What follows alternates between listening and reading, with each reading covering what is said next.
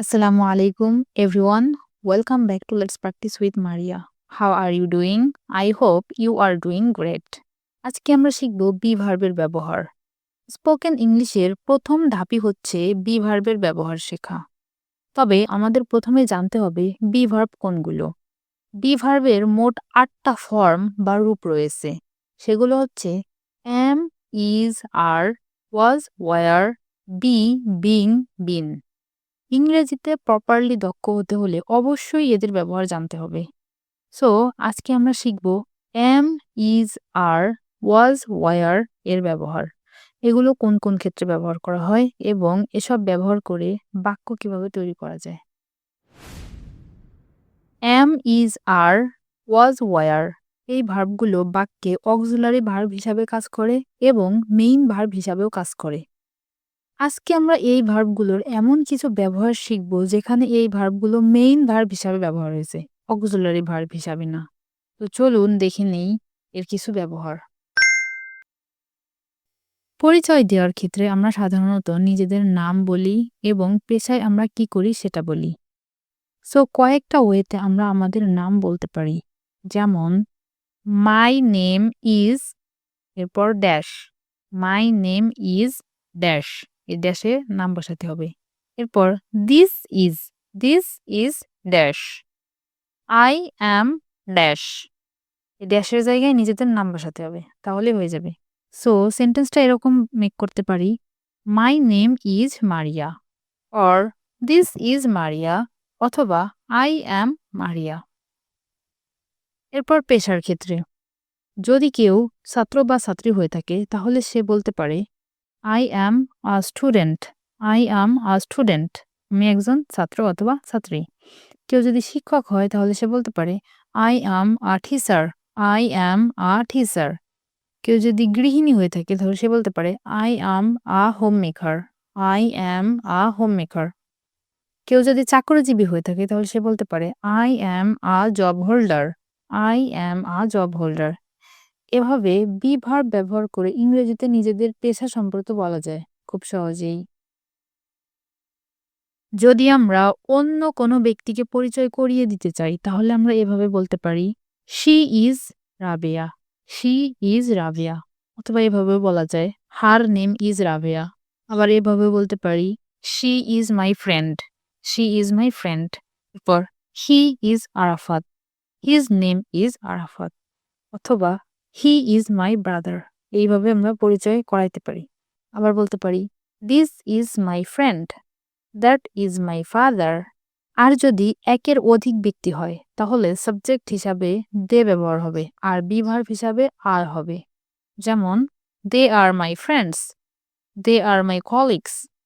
এভাবে সাবজেক্ট যদি সিঙ্গুলার হয় তাহলে ভার্বও সিঙ্গুলার হবে, আর সাবজেক্ট যদি প্লুরাল হয় তাহলে ভার্বও প্লুরাল হবে।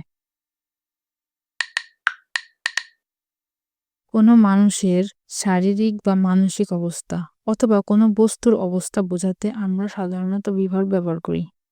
যেমন আম সিক, আমি অসুস্থ, আম টায়ার্ড, আমি ক্লান্ত, এটা আমার অবস্থা, আমি এখন কি অবস্থায় আছি, আমার শারীরিক অবস্থা। আম ডিসঅ্যাপয়েন্টেড, আমি হতাশ, এটা আমার মানসিক অবস্থা। হি ইজ হ্যাপি, সে খুশি, হি ইজ হ্যাপি, এটা তার অবস্থা, সে কেমন এখন, সে এখন কেমন আছে, সে এখন খুব খুশি আছে। তো এক্ষেত্রে হবে he is happy. He is angry, সে রেগে আছে, এখন তার অবস্থা, সে খুবই রেগে আছে, এখন তার এটা হচ্ছে তার মানসিক অবস্থা। সো এই ক্ষেত্রে আমরা হি ইজ অ্যাংরি বলতে পারি। এরপর কোনো বস্তুর অবস্থা বলতে পারি এভাবে, ইট ইজ হট, এটা গরম, এটা কেমন, তো এটার অবস্থা বোঝাইতে আমরা ব্যবহার করতেছি ইট ইজ হট। এরপর এটা ঠান্ডা, ইট ইজ কোল্ড। এভাবে কোনো ব্যক্তি বা বস্তুর অবস্থা সম্পর্কে বর্ণনা করা যায় খুব সহজেই। আফটার দ্যাট লোকেশন অথবা পজিশন বোঝাতে বি ভার্ব ব্যবহার করা হয়। কোনো ব্যক্তি বা বস্তু কোথায় আছে সেই ব্যক্তি বা বস্তুর অবস্থান বোঝাতে বি ভার্ব ব্যবহার করা হয়। যেমন সে এখন বাড়িতে আছে, he is at home now. সে স্কুলে আছে, শি ইজ অ্যাট স্কুল। শিক্ষক ক্লাসে আছেন, the teacher is in the classroom. বিড়ালটি ছাদে আছে, the cat is on the roof. বইটি টেবিলের উপরে আছে, the book is on the table. ব্যাগটি চেয়ারের নিচে আছে, the bag is under the chair. এভাবে বি ভার্ব ব্যবহার করে আমরা কোনো ব্যক্তি বা বস্তুর অবস্থান সম্পর্কে বলতে পারি। এরপর বয়স বোঝাতেও বি ভার্ব ব্যবহার করা হয়। যেমন তার বয়স ২০ বছর। তার বয়স ২০ বছর। তো এটাকে আমরা বলতে পারি হি ইজ 20 ইয়ার্স ওল্ড। তার বয়স ২০ বছর। আমার বয়স ২০ বছর। তো এই ক্ষেত্রে বলব I am. I এর পর সবসময় বি ভার্ব হিসাবে am হয়। So I am 20 years old. I am 20 years old. রাফিনের বয়স ১৫ বছর। রাফিনের বয়স ১৫ বছর। তো এই ক্ষেত্রে হবে রাফিন ইজ 15 ইয়ার্স ওল্ড। তারপর সময়, তারিখ এবং দিন বোঝাতে বি ভার্বের ব্যবহার করা হয়। যেমন এখন ১০টা বাজে। It is 10 o'clock. এখন ১০টা বাজে। এটা হচ্ছে সময়। এখন কয়টা বাজে? এখন 10টা বাজে। It is 10 o'clock. তারপর এখন মধ্যরাত। It is midnight. এখন ৬টা ৩০ মিনিট। It is 6:30. এখন ১টা বাজে। It is 1 o'clock. এরপর তারিখ বলতেও আমরা বি ভার্বের ব্যবহার করি। যেমন আজ ১৫ই ফেব্রুয়ারি। Today is the 5th of February. আজকে ফেব্রুয়ারির ১০ তারিখ। Today is the 10th of February. আগামীকাল ফেব্রুয়ারির ১১ তারিখ। Tomorrow is the 11th of February. আজকের জন্য হবে হচ্ছে today আর আগামীকালকের জন্য হবে হচ্ছে tomorrow. এরপর আজ শুক্রবার। It is Friday. আজ শুক্রবার। এরপর আজ রবিবার। It is Sunday. এভাবে দিন সম্পর্কে বলা যায়। তারপর দাম, ওজন ও উচ্চতা বোঝাতেও বি ভার্বের ব্যবহার করা হয়। যেমন কলমটার দাম ৫ টাকা।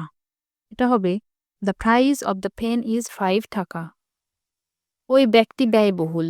That bag is expensive. তার দাম বোঝাচ্ছে। That bag is expensive. ওই ব্যাগটি ব্যয়বহুল বা দামি। বাক্সটি ভারী। বাক্সটির ওজন বোঝাচ্ছে। The box is heavy. এরপর উচ্চতার ক্ষেত্রে আমরা বলতে পারি আমার ভাই ৬ ফুট লম্বা। My brother is 6 feet tall. My brother is 6 feet tall. স্কুলের গেটের উচ্চতা ৪ metre. The school gate is 4 meters high. The school gate is 4 meters high. Say ৫ foot ৪ ইঞ্চি লম্বা। She is 5 feet 4 inches tall. She is 5 feet 4 inches tall.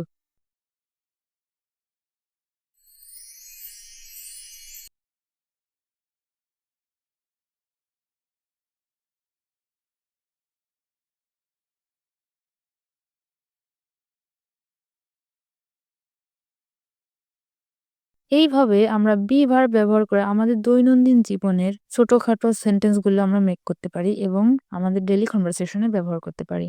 I hope this video will be helpful for you. If you have any doubt about anything, then let me know in the comments. I'll try my best to clear all of your doubts. So for today, see you in the next video, inshallah.